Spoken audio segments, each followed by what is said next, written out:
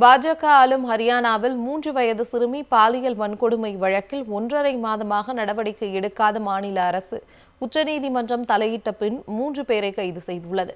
ஹரியானா மாநிலம் குருகிராம் பகுதியில் உள்ள அடுக்குமாடி குடியிருப்பில் கடந்த டிசம்பர் மற்றும் ஜனவரி மாதங்களில் 3 வயது சிறுமி 2 முறை பாலியல் வன்கொடுமை செய்யப்பட்டதாக பெற்றோர் புகார் அளித்தனர். இதனைத் தொடர்ந்து பிப்ரவரி 4ஆம் தேதி முதல் தகவல் அறிக்கை பதிவு செய்யப்பட்டது.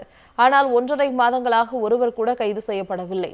இதனைத் தொடர்ந்து கடந்த வெள்ளிக்கிழமை மூத்த வழக்கறிஞர் முகுல் ரோத்தகி உச்சநீதிமன்ற தலைமை நீதிபதி அமர்வில் இச்சம்பவம் குறித்து முறையிட்டார்.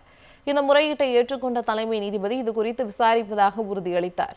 3 வயது சிறுமி பாலியல் வன்கொடுமை வழக்கில் சிபிஐ விசாரணை கோரும் மனு நாளை உச்சநீதிமன்ற விசாரணைக்கு பட்டியலிடப்பட்டுள்ளது.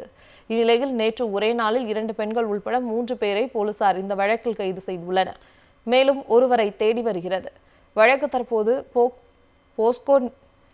போக்சோ வழக்காக மாற்றப்பட்டுள்ளதாக ஹரியானா போலீசார் தெரிவித்துள்ளனர். பாஜக ஆளும் ஹரியானாவில் 3 வயது சிறுமி பாலியல் வன்கொடுமை வழக்கில் 1.5 மாதமாக நடவடிக்கை எடுக்காத மாநில அரசு உச்சநீதிமன்றம் தலையிட்ட பின் 3 பேரை கைது செய்துள்ளது.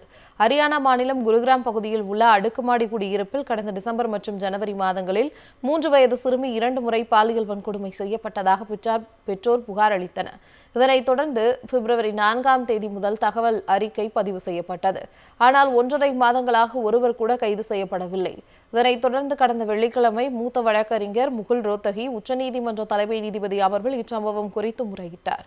இந்த முறையீட்டை ஏற்றுக்கொண்ட தலைமை நீதிபதி இதுகுறித்து விசாரிப்பதாக உறுதியளித்தார். 3 வயது சிறுமி பாலியல் வன்கொடுமை வழக்கில் சிபிஐ விசாரணை கோரும் மனு நாளை உச்சநீதிமன்ற விசாரணைக்கு பட்டியலிடப்பட்டுள்ளது.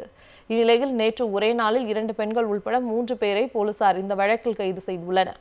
மேலும் ஒருவரை தேடி வருகிறது. வழக்கு தற்போது போக்சோ வழக்காக மாற்றப்பட்டுள்ளதாக ஹரியானா போலீசார் தெரிவித்துள்ளனர்.